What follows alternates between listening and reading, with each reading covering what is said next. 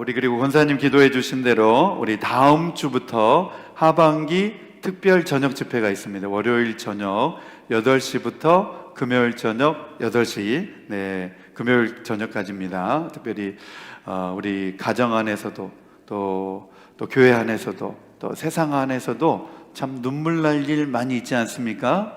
눈물 날 일 많이 있지만 눈물 흘리며 씨를 뿌리는 자는 기쁨으로 거두리로다, 그 말씀처럼 우리가 눈물 흘리며 기도할 때에 하나님께서 기쁨으로 우리에게 거두게 해주실 줄로 믿습니다. 우리 소망하면서 다음 주부터 우리 뜨겁게, 오늘도 뜨겁게 이제 우리 찬양하고 기도했는데 다음 주부터 우리 뜨겁게 또 기도하면서 정말 우리 이 뜨거움으로 이 더위를 불태워야 될 줄 믿습니다. 아멘, 아멘.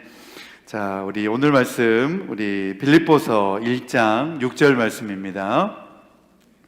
빌립보서 1장 6절 말씀.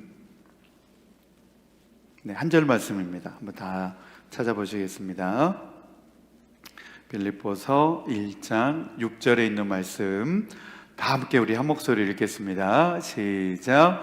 선한 일을 여러분 가운데서 시작하신 분께서 그리스도 예수의 날까지 그 일을 완성하시리라고 나는 확신합니다. 아멘. 우리 한 번 더 읽겠습니다. 한 번 더. 시작. 선한 일을 여러분 가운데서 시작하신 분께서 그리스도 예수의 날까지 그 일을 완성하시리라고 나는 확신합니다. 아멘, 아멘.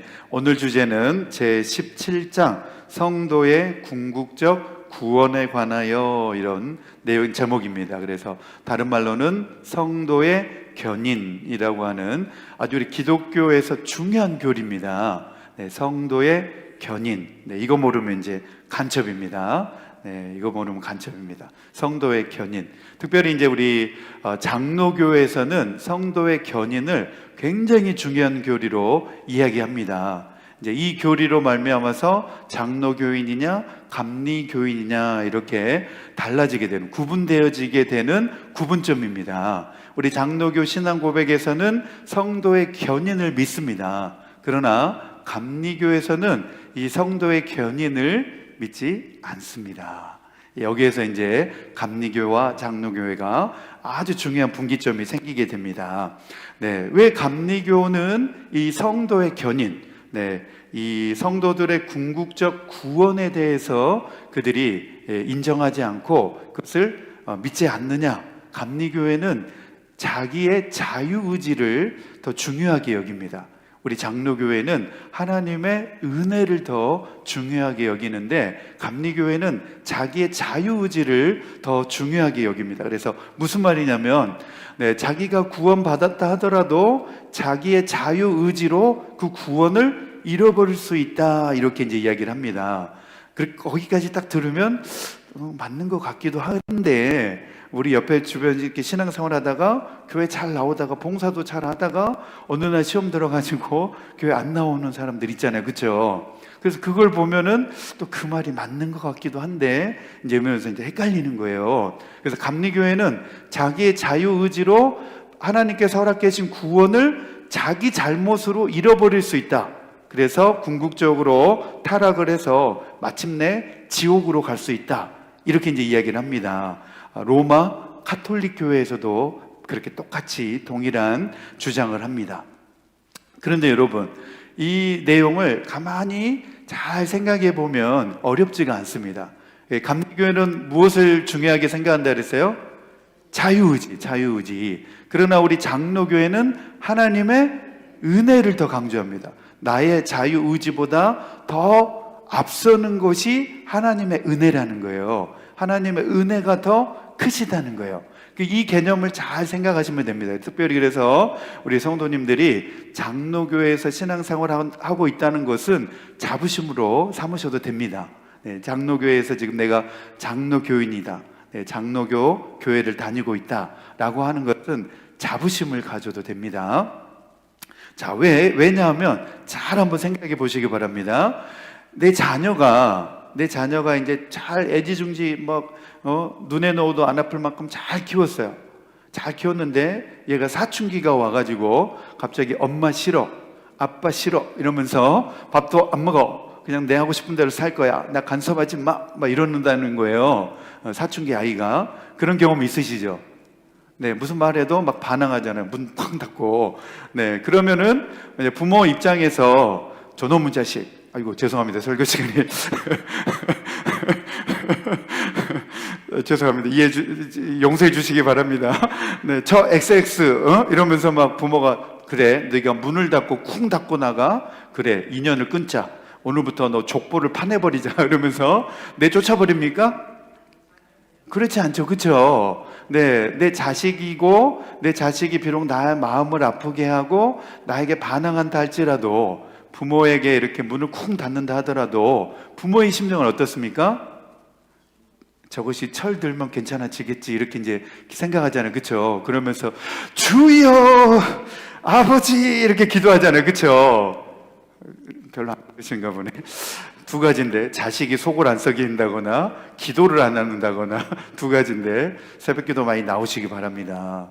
네, 우리 교회 새벽기도 많이 나오셔야 돼요. 보니까 좀 자녀들이 속도 썩이고 해야 새벽기도로 나오려는가 모르겠어요. 좀 자식들이 속을 썩여야 좀 새벽에 나와서 부르짖을런가 모르겠는데 막 형통하니까 그냥 편안하게 기도를 안 하시는 것 같기도 하고. 네, 어디까지 했나요? 아무튼 막 기도하잖아요. 아버지, 저 아이가 다시 돌아오게 해 주옵소서 이러면서 이제 부모 입장에서 열심히 기도하잖아요. 그러면서 부모의 마음은 그 자녀가 뉘우치고 회개하고 다시 돌아오기를 기다리잖아요. 그렇죠? 네, 이게 장로교라는 게 장로교. 네, 하나님께서 우리가 비록 참 신자로서 하나님 앞에 잘못을 행할 때도 있지만 그러나 우리가 그 하나님한테 받은 그 구원을 영원히 그 잘못으로 인하여서 그 범죄로 말미암아서 상실해 버리느냐? 그럴 수 없다는 거예요. 그럴 수 없다는 거예요. 이게 이제 장로교 신앙이에요. 하나님의 구원이 우리의 행위보다 더 크고 더 크신 그 은혜이기 때문에 하나님은 끝까지 우리를 붙잡고 계신다는 거예요. 우리를 버리지 아니하시고 우리를 놓지 않으시고 끝까지 우리를 구원하신다는 거예요. 이게 성도의 견인이라는 게 견인. 네, 견인차가 이렇게 고장나면 견인 끌고 가잖아요. 그렇죠? 네, 우리도 고장나면 하나님이 우리를 견인해가지고 삐용 해가지고 끌고 간다는 거예요. 그래가지고 천국 문 앞에까지 고장났습니다. 고쳐야 됩니다. 끌고 간다는 거예요. 하나님께서. 이게 성도의 견인이라는 말입니다. 그래서 어려운 말이 아닙니다. 네, 무슨 내용인지 이해되셨죠? 네, 하나님이 우리를 끝까지 포기하지 않으신다. 그러므로 우리가 받은 구원을 잃어버릴 수 있다, 없다? 없다는 거예요. 없다는 거예요. 이게 우리 장로교 신앙 고백이에요. 그런데 감리교나 천주교는 잃어버린다 이렇게 말한다는 거예요. 네가 잘못해가지고 잃어버릴 수 있다 이렇게 말한다는 거예요. 네, 이게 이제 감리교와 장로교의 굉장히 중요한 신앙의 차이점입니다. 차이점. 그래서 우리 성도의 견인, 성도의 견인은 나에게 초점이 있는 것이 아니라 우리는 하나님에게 초점이 있어져야 된다는 사실을 잘 알아야 됩니다. 그래서 우리가 신앙생활 할 때도 인본주의적인 신앙생활을 하면 감리교에서 주장하고 있는 것이 그 말이 더 설득력이 있는데 더 이해가 되는데 맞는 말 같은데 이렇게 되는데 신본주의적인 신앙생활을 하면 그 말은 맞지 않는 말입니다. 네, 어떻게 우리 양자의 영을 하나님 우리에게 주셨다 그랬잖아요. 이미 우리 하나님의 자녀로 양자가 된 겁니다. 네, 진노의 자식에서 불의의 종 가운데서 그러나 예수 그리스도께서 십자가에 죽으시고 그 피값으로 우리의 모든 죄를 다 사해 주셔서 우리에게 성령을 주셨는데 양자의 영을 주셨다는 거예요. 그래서 이전에는 우리가 진노의 자식이었지만 이제는 우리가 양자의 영을 받아서 우리의 신분이 어떻게 바꿔졌다는 거예요? 하나님의 자녀가 되었다는 거예요. 그렇기 때문에 결코 하나님께서 우리를 버리지 않는다라고 하는 사실을 우리는 믿어야 될 줄로 믿습니다. 네, 하나님의 자녀가 될 수 있는 특권을, 자녀로서 누릴 수 있는 특권을 하나님이 우리에게 부어주셨다는 거예요. 이게 이제 성도의 견인입니다. 성도의 견인. 그래서 어렵지가 않습니다. 우리 첫 번째 주제, 우리 같이 읽겠습니다. 첫 번째 주제, 시작. 성도의 견인에 대한 문제는 나 자신의 결정에 좌우되는 선택에 있는 것이 아니라 하나님께서 결정하시는 작정에 있습니다. 아멘. 우리가 언젠가 예정론 배웠죠? 네, 예정론과 이 성도의 구원은 같이 맞물려져 있습니다. 그래서 우리가 구원받는 것은 이미 우리가 태어나기도 전에 하나님께서 계획하시고 예정하신 일이라는 거예요. 할렐루야. 네, 내가 지금 하나님 앞에 나와서 이렇게 하나님을 나의 아버지로 부르고 또 예배 드릴 수 있다고 하는 것은 내 의지로 내가 그렇게 해야 되겠다 해가지고, 내가 이렇게 믿어야 되겠다 믿어가지고 그렇게 된 것이 아니라 이미 하나님께서 내가 하나님의 자녀 되도록 이미 내가 태어나기 전부터도 하나님이 작정해 놓으셨고 예정해 놓으셨다라고 하는 사실입니다. 이 고백이 장로교 신앙 고백입니다. 우리 첫 번째 같이 읽겠습니다. 첫 번째 항 시작. 하나님께서 그의 사랑하시는 독생자 안에서 받아들이시고 그의 성령으로 유효하게 부르시고 거룩하게 하신 자들은 완전하게 혹은 궁극적으로 은혜의 상태에서 타락할 수 없으며 끝까지 그 안에서 확실하게 보존되어 영원히 구원을 받는다. 아멘, 아멘. 네, 여기까지 보면은 여러분 장로교 신앙을 갖고 싶으십니까? 감리교 신앙을 갖고 싶으십니까? 야, 이러다가 이제 감리교에서 이 설교 보면 이제 막 나 또 댓글 다는 거 아닌지 모르겠는데 아무튼 여기까지만 보면 장로교 신앙이 훨씬 더 우리에게 은혜가 되죠. 네, 맞습니다. 네, 은혜 상태에서 타락할 수 없으며 그 안에서 그 은혜 안에서 확실하게 보존된다는 거예요. 그리고 영원히 구원을 받는다. 아멘, 아멘. 네, 바로 그 내용이 이제 이야기입니다.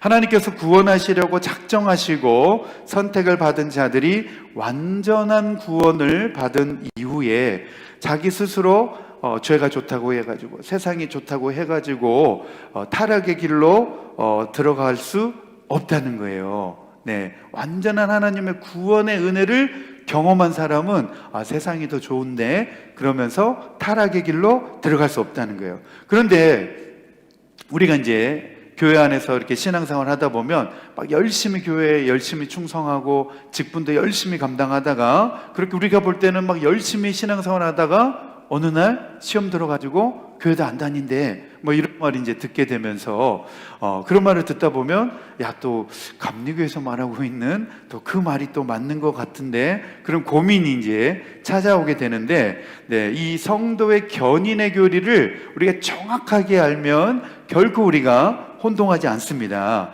우리 이 성도의 견인의 교리를 정확하게 이해를 못하고 있으니까 그런 말을 들을 때 이제 막 혼동이 되는 겁니다. 자, 첫 번째로 우리 요약하면 그렇습니다. 첫 번째 같이 읽겠습니다. 시작. 궁극적인 견인의 특권은 오직 참 신자에게만 주어진다라는 거예요. 이게 무슨 말이냐면 참 구원을 맛보고 그 은혜를 경험한 사람들은 다시 개가 토한 것을 다시 주워 먹는 것처럼 그렇게 범죄의 자리로 나아갈 수 없다는 거예요.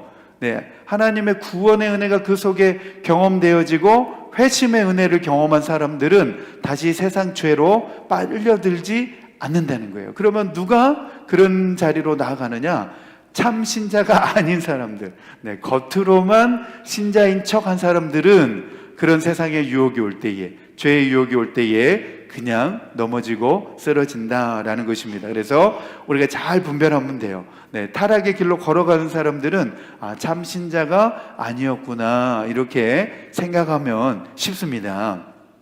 두 번째 시작. 성도의 견인은 그들이 지닌 고유한 능력이나 그들이 이미 받은 은혜가 아니라 전적으로 하나님의 은혜에 근거한다 그랬습니다. 그러니까 성도의 구원은 내가 무슨 의로운 일을 했기 때문에 내 공로로 그 하나님의 구원을 받은 것이 아니라는 거예요. 그러니까 절대로 착각하지 말라는 거예요. 착각하지 말고 우리가 받은 구원은 누구를 통해서 얻은 구원이에요? 예수 그리스도의 십자가의 그 보혈의 피로 말미암아 예수님께서 피로 값주고 사신 존재가 누구냐? 바로 우리라는 거예요. 우리. 그래서 예수 그리스도의 공로로 말미암아서 우리가 하나님의 구원을 받은 것이지, 이것이 그래서 하나님의 은혜다, 이렇게 정의를 한다는 거예요. 내가 뭔가를 해서 얻은 것이 아니라, 내 공로로 얻은 것이 아니라 오직 예수 그리스도 보혈의 공로로 말미암아서 그 구원의 대열에 우리가 합류하게 되었다는 거예요. 그래서 그것을 가리켜서 하나님의 은혜다, 이렇게 우리가 말하고 정의하게 된다는 겁니다. 그래서 성도의 견인의 교리는 하나님께서 사랑하시는 그 독생자 안에서 받아들여지고, 이것을 누가 유효하게 해주셨느냐? 성령이 유효하게 해주셨다는 거예요. 그래서 제가 지난 수요일에도 성령 받으셨습니까? 이렇게 물어봤죠. 구원의 확실한 증거는 성령 받았느냐 받지 못했느냐, 거기에서 판가름 난다고 말씀드렸죠. 성령님이 내가 하나님의 자녀가 되었다라고 하는 인치심을 해주신다는 거예요. 이마에다가 도장을 딱 찍어주시는 것을 누가 해주시느냐? 성령님이 해주신다는 거예요. 성령님. 그래서 내 안에 내가 성령을 받았느냐 성령을 받지 못했느냐라고 하는 사실은 같은 자리에 앉아있어도 너무나 다른 차이를 가지고 있는 것입니다. 그래서 내가 구원 받았느냐 구원 받지 못했느냐, 이것을 확인할 수 있는 길은 내가 성령을 받았느냐 성령을 받지 못했느냐, 그 사실을 내 스스로 확인을 해보면 됩니다. 그래서 성령으로 유효하게 해주시고 거룩하게 하신 자들에게 국한되어진다는 거예요. 바로 그들이 참 성도요 참 신자라는 거예요. 그런데 성령의 보증이 없는 사람들은 참 신자가 미안하지만 아니라는 거예요. 아무리 교회에서 막 열심히 막 여러 가지 일을 하고 봉사를 하고 막 헌금을 많이 한다 하더라도 그 속에 정말 성령의 인치심이 없으면 참 신자가 미안하지만 아니라는 거예요. 그래서 우리는 성령을 받아야 되는 줄로 믿습니다. 이 첫 번째 항에 이제 설명서에 나오는 내용인데, 이렇게 되어 있습니다. 제가 너무 좋은 내용이어서 제가 읽어드리겠습니다. 이건 내 어떤 생각을 첨가한 게 아닙니다. 해설서에 있는 그 내용 그대로 제가 소개를 해드리고 읽어드립니다. 보이는 교회 안에는 이름뿐인 신자들이 많다. 이런 사람들을 가르쳐 뭐라 그러죠? 무늬만 크리스찬, 이렇게 말하죠. 그렇죠? 무늬만 크리스찬이라고 그러죠. 그들은 형식적인 신앙 고백을 통해 교회의 일원이 되었지만 은혜의 영과 살아있는 믿음을 통해 교회의 머리이신 주님과 연합되지 못한 상태에 있다, 이렇게 말합니다. 주님과 교회 안에 들어와 있더라도 주님과 연합되어지지 못한 성도들이 교회 안에는 얼마든지 많이 있다는 거예요. 주님과 연합되셨습니까? 아멘, 아멘. 계속해서 그들에게 경건의 모양은 있지만 그 능력은 없다. 그러니까 우리가 교회 안에서 볼 때 막 기도 2시간, 3시간 하고 막 이런 사람들 보면 경건의 모양이 있는 것 같지만 정말로 성령 받지 못하면 그러한 것이 모양은 있지만 능력은 없다는 거예요. 이게 잘 분별해야 되는 거 아시죠? 무슨 말인지 아시죠? 교회에서 보여지는 모습이 전부가 아니라는 거예요. 그들은 살았다는 이름은 가졌지만 영적으로 죽어있는 상태이다.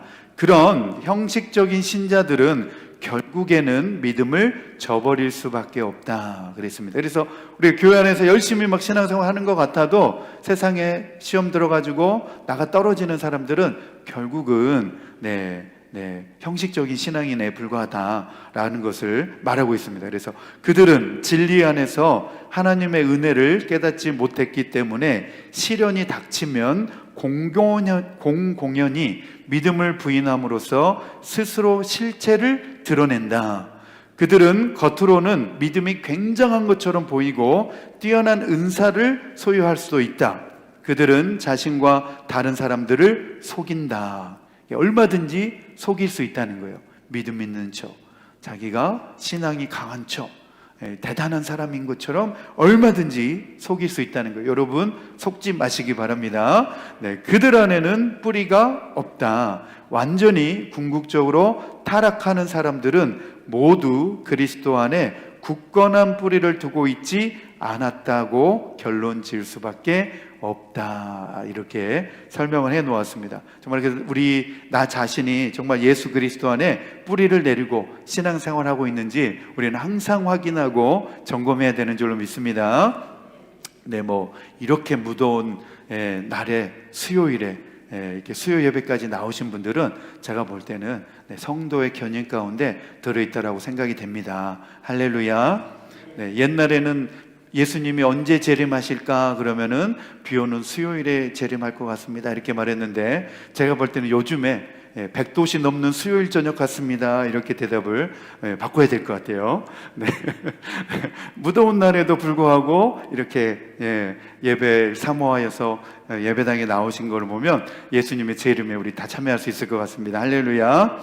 세 번째입니다. 세 번째 시작. 성도의 견인은 일시적인 타락이 아니라 전적이거나 궁극적인 배교로부터 신자를 안전하게 보호한다 그랬습니다. 이게 무슨 말이냐면 성도는 잠깐의 어떤 죄를 범할 수 있다는 거예요. 넘어지고 또 죄를 범할 수 있지만, 그러나 그 속에서 완전히 타락해버리거나 배교해버리지 않도록 신자를 안전하게 보호한다는 거예요.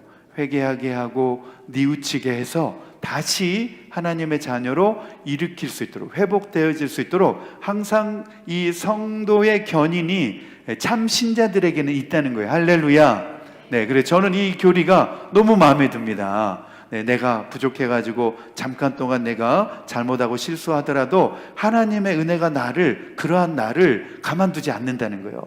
하나님의 사랑에서 결코 끊을 수 없느니라. 결국 나를 다시 회개시키시고 자복시키게 만들어서 다시 하나님의 사람으로 일어설 수 있게 만들어 주신다는 거. 할렐루야. 이게 성도의 견인입니다. 그러니까 얼마나 좋습니까? 그렇죠? 얼마나 은혜가 됩니까? 그래서 신자들은 사탄과 세상의 유혹과 또 그들 안에 남아있는 죄의 위력과 견인의 수단들을 소홀히 여기는 태도에 의해 심각한 죄를 저지를 수 있고 한동안 그런 상태에 머무를 수 있다고 설명하고 있습니다. 그래서 성경 말씀에도 그런 말씀이 있죠. 선줄로 생각하는 자는 넘어질까? 손발이 맞아야 되는데 바로 대답이 나와야 되는데 넘어질까? 조심하라 그랬습니다. 고린도전서 10장 12절 말씀에 선줄로 생각하는 자는 넘어질까 조심하라는 거예요. 그리고 성경의 경고처럼 참 신자라도 언제든지 우리가 실수하여서 범죄할 수 있다는 사실을 우리도 망각하지 말고 늘 우리 자신을 깨어 있어서 경계하면서 우리가 말씀 가운데 서 있어야 된다는 거예요. 할렐루야. 그래서 어떤 분들은 이제 왜 이 성도의 견인을 안 믿으려고 하냐면, 마치 성도의 견인을 주장하면 하나님이 나를 다 그냥 나의 부족함까지도 그냥 다 알아서 해줘. 그러니까 나는 그냥 엉망으로 살아도 괜찮아. 마치 이 성화를 부정하는 것 같아가지고 이 성도의 견인을 안 믿으려고 한다는 거예요. 마치 이제 구원파처럼, 구원파는 한번 구원받으면 다 죄사함을 받으니까 내가 아무렇게 살아도 돼. 내 모든 죄가, 내가 과거에 지은 죄나 앞으로 지을 죄까지도, 미래적인 죄까지도 다 사함을 받았으니까 나는 이제 죄가 없어. 그래서 그냥 나는 자유롭게 살아도 돼. 이렇게 구원파처럼 말하는 그런처럼 들리기 때문에, 마치 성화를 강조 안 하는 것처럼 들리기 때문에 이 성도의 견인이라고 하는 교리를 부정하려고 하는데, 이 성도의 견인의 교리를 우리가 확고하게 알면 이 성화에 대한 오해를 우리가 하지 않을 수 있습니다. 자, 우리가 성경의 인물 가운데 욥을 우리가 살펴볼 수 있습니다. 욥 그러면 어떤 사람이죠? 욥의 인내. 욥의 인내를 우리가 이야기를 합니다.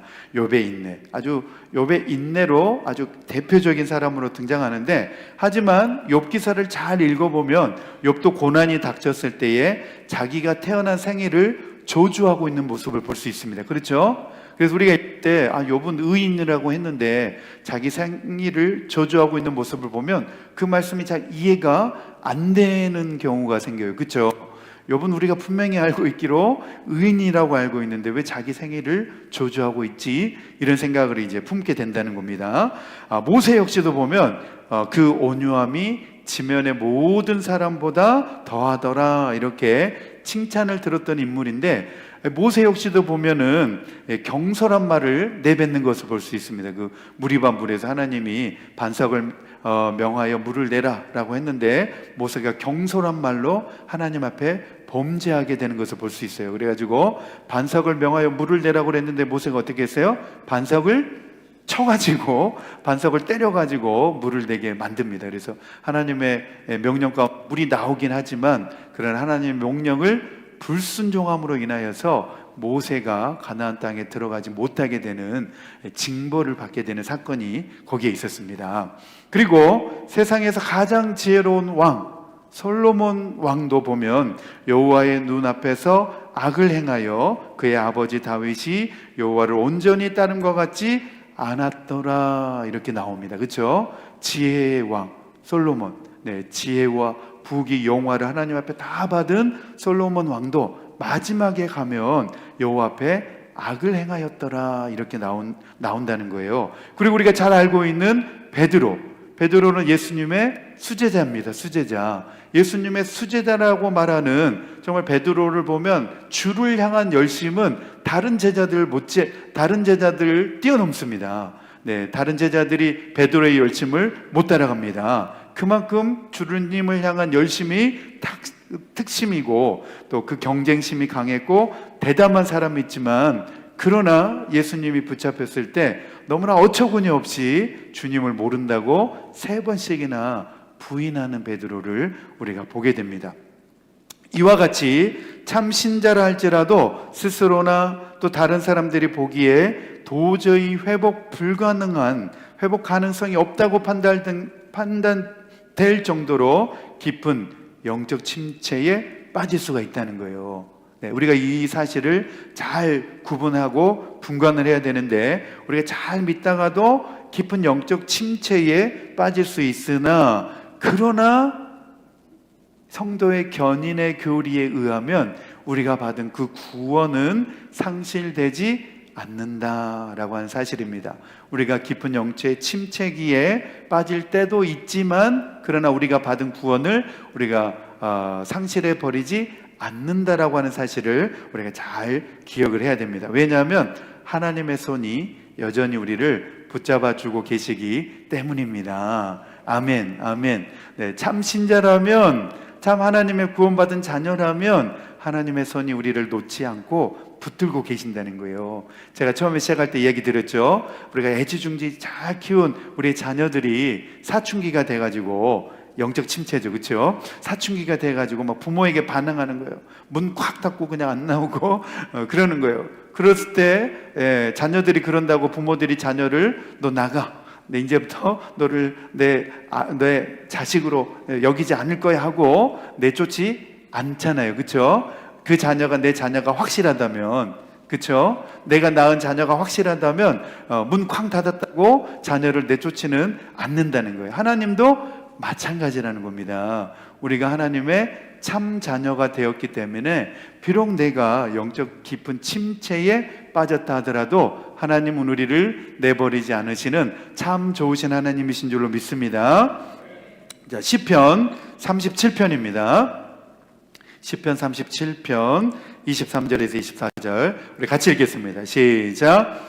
우리가 걷는 길이 주님께서 기뻐하시는 길이면 우리의 발걸음을 주님께서 지켜주시고, 어쩌다 비틀거려도 주님께서 우리의 손을 잡아주시니 넘어지지 않는다. 할렐루야, 아멘. 우리가 어쩌다 비틀거려도, 내 영적 침체에 잠깐 빠지더라도 주님께서 우리의 손을 잡아주시니 우리는 영영 넘어지지 않는다. 아멘, 아멘. 우리 잠언 24장입니다 16절 17절 같이 읽겠습니다. 시작. 의인은 7번을 넘어지더라도 다시 일어나지만 악인은 재앙을 만나면 망한다.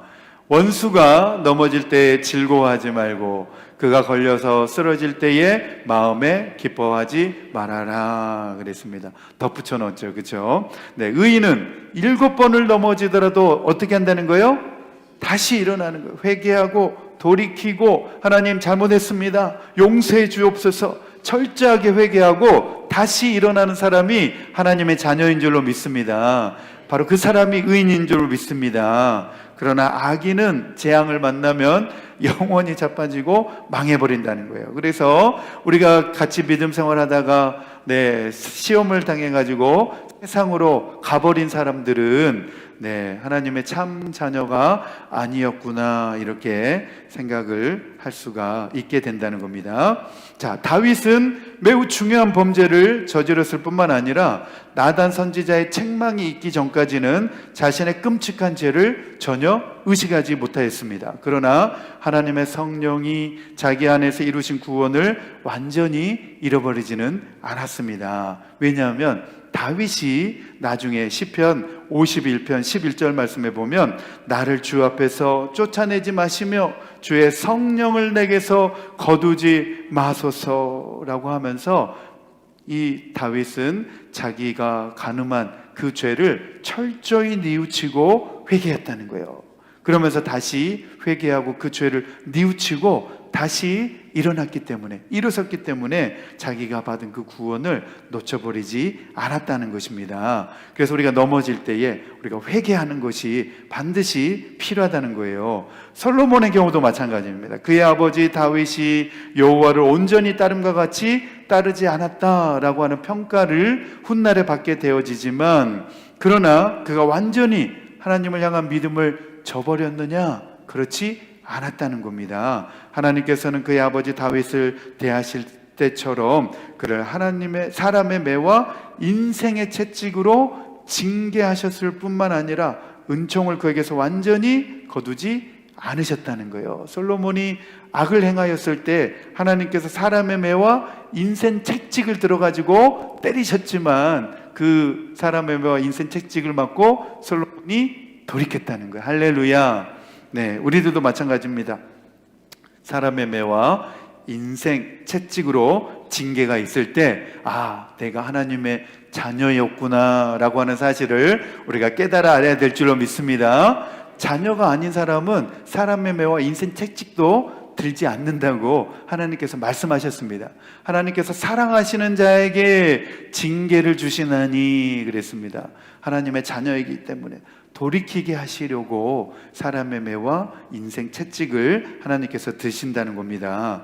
베드로도 아주 비참한 상태에서 회복되어졌습니다. 누가복음 22장 61절에서 62절 말씀에 보면 주께서 돌이켜 베드로를 보시니 베드로가 밖에 나가서 심히 통곡하니라 그랬습니다. 자기가 주님을 모른다고 3번씩이나 막 저주하면서까지 예수님을 부인했는데 마지막에 부인하고 나서 예수님과 그 눈빛이 딱 마주쳤을 때 닭 울기 전에 네가 나를 3번이나 부인하리라 그 말씀하셨던 예수님의 말씀이 딱 떠오른 거예요. 그러면서 그 마음이 너무 괴로웠던 거예요. 내가 절대로 주님을 부인하지 않겠습니다. 그렇게 큰 소리치고 호언장담했는데 자기가 벌써 3번이나 부인해버린 자기의 모습을 보니까 너무나 초라하고 너무나 형편없는 자기의 모습을 보게 된 겁니다. 내가 정말 수제자라고 했던 정말 그렇게 자부심을 가졌던 베드로, 그 베드로는 어디 가버렸나 이러면서 자기의 모습, 그 초라한 자기의 자아를 발견하고 나서 밖에 나가서 심히 통곡했다는 거예요. 심히 통곡했다는 거예요. 회개입니다. 회개. 자기가 주님을 모른다고 부인했던 것을 철저하게 회개했다는 거예요. 그리고 나서 주님이 부활하신 다음에 가이사랴 그 바닷가에서 디베라 바닷가에서 예수님을 만나가지고 예수님께서 베드로에게 사랑문답으로 3번씩이나 물어보잖아요. 주석학자는 베드로가 3번 부인했기 때문에 베드로에게 예수님이 3번 물어보셨다 이렇게 말씀하시기도 합니다. 그렇게 예수님께서 베드로에게 물어보자 베드로가 뭐라고 대답합니까? 주님은 마음을 살피시는 능력이 있으시니 자신의 사랑이 진실하다는 것을 주님 아시지 않습니까? 이렇게 대답하는 베드로를 우리가 볼 수가 있습니다. 이처럼 참 신자라도 가령 심각한 죄를 지을 수 있지만, 그러나 하나님의 이 성도의 견인의 이 교리에 의하면 하나님은 끝까지 참 신자를 놓지 않으시고 끝까지 구원의 길로 인도해 가시는 줄로 믿습니다. 아멘. 그렇기 때문에 사랑하는 성도 여러분, 내가 잠깐 실수하여서 넘어졌다 하더라도 우리는 회개하고 다시 일어나서 끝까지 하나님의 손을 잡고 우리는 구원의 길까지, 구원의 문까지 우리는 걸어가야 될 줄로 믿습니다. 이것이 바로 우리에게 주시는 위로이고, 성도의 견인을 통하여서 얻게 되는 하나님의 위로입니다. 자, 두 번째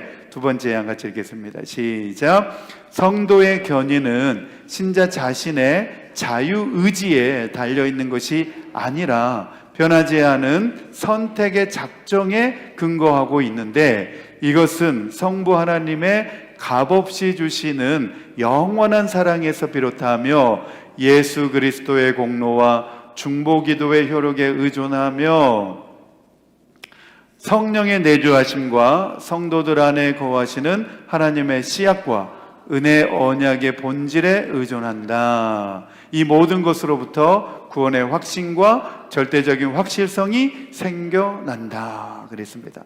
하나님께서는 우리를 구원하시기로 작정하셨다고 한다면 우리를 끝까지 인도하시고 구원의 길에서 멀어지지 않도록 붙잡아 주시는 줄로 믿습니다. 네, 우리가 비록 하나님의 마음을 아프게 하고 실망시켜 드릴 때가 있습니다. 그래서 하나님의 얼굴을 쳐다볼 수 없을 때가 있습니다. 내가 한 범죄가 너무 부끄럽고 창피해서 감히 하나님을 쳐다볼 수 없습니다. 이렇게 말할 때도 하나님 우리에게 다가오셔서 야야, 내가 너를 얼마나 사랑하는지 너 알지? 네, 그러면서 우리의 눈물을 씻겨주신다는 거예요. 내 사랑하는 아이야, 내가 너를 얼마나 사랑하는지 너 알지? 내 아들 예수 그리스도 독생자 하나밖에 없는 아들을 그 십자가에 내가 내어주었지 않느냐? 내가 너를 끝까지 사랑한다. 그러면서 하나님이 우리를 놓지 않으시고 구원의 문까지 인도해 가시는 줄로 믿습니다. 그래서 확실성이 나의 자유의지에 달려있는 것이 아니라 바로 이 하나님의 사랑, 바로 이 하나님의 은혜에 있다는 거예요. 할렐루야. 네, 하나님의 은혜가 우리를 구원하시는 것이지 우리의 자유의지로 우리가 구원받고 구원 못 받고 하는 것이 아니라는 겁니다. 아멘. 우리 세 번째입니다. 시작. 그러나 신자들은 사탄과 세상의 유혹으로 자신들 안에 남아있는 죄의 위력으로 견인의 수단들을 소홀히 여기는 태도로 심각한 죄를 저지를 수 있고 한동안 죄의 상태에서 머무를 수 있다. 이로 인해 그들은 하나님을 슬프시게 하고 성령을 근심하시게 하며 자신에게 주어진 은혜와 위로를 잃고 마음을 강팍하게 만들며 사람들에게 비방할 거리를 주고 양심의 상처를 입히며 일시적인 심판을 자초한다 그랬습니다. 우리가 하나님의 마음을 아프게 하고 슬프게 하는 게 뭐 때문에 그런다는 거예요? 죄의 위력 때문에 그런다는 게, 죄의 위력. 여러분, 그래서 제가 지난주에 죄가 얼마나 무서운 건지를 알아야 된다라고 제가 막 목에 피를 토하면서 말하지 않았습니까? 생각나시죠?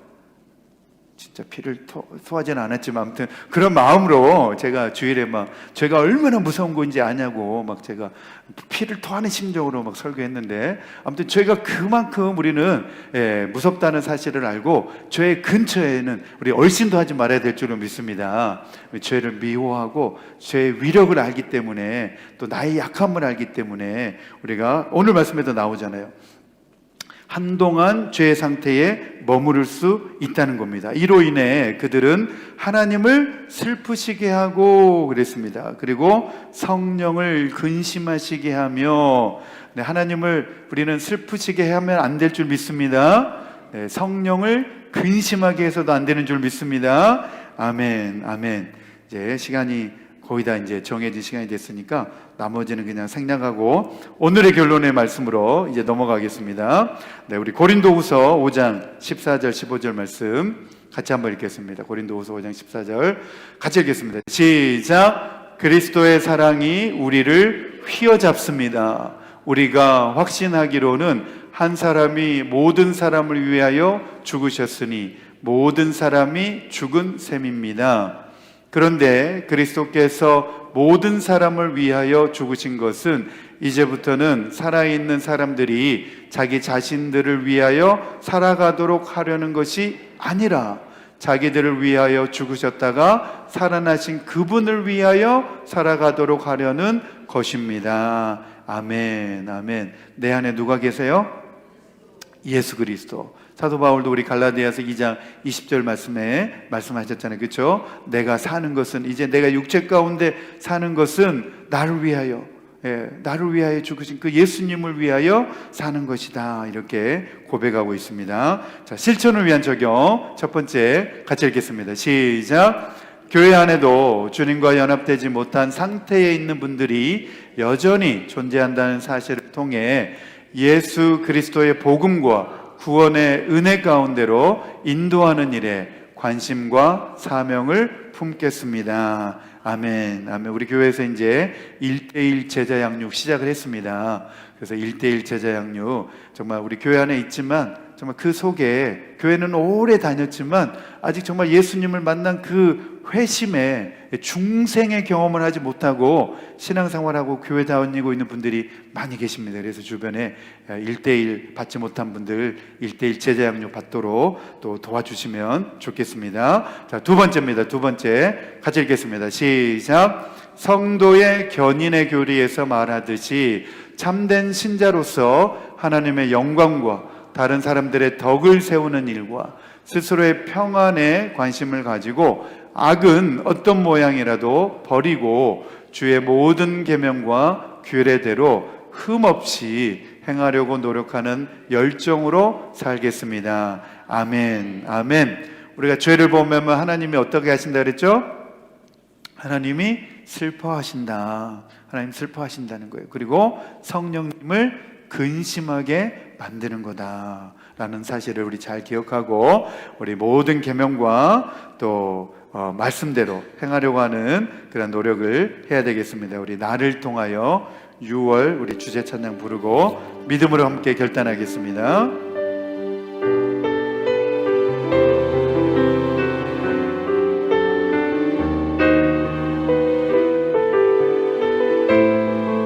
지금 서 있는 이곳에서 높임을 받으소서. 지금 서 있는 이곳에서 높임을 받으소서. 내가 밟는 땅 주님의 땅이니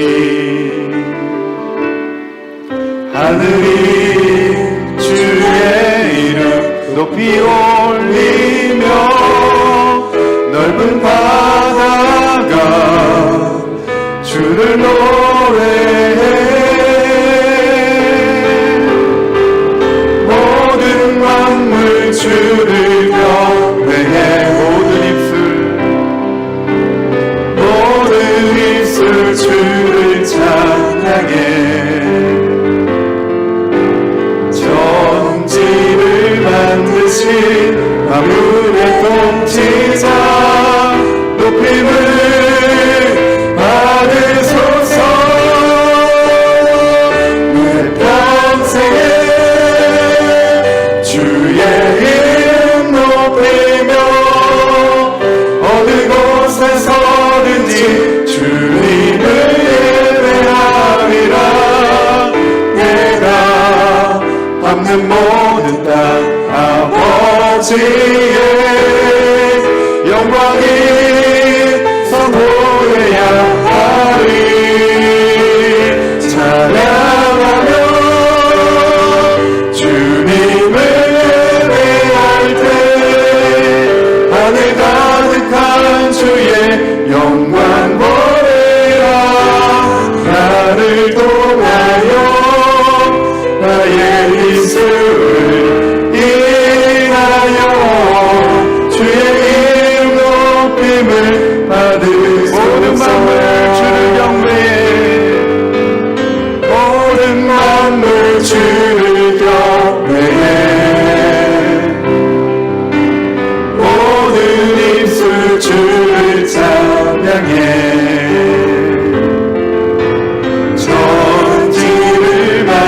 주신 만물의 통치자 높임을 받으소서.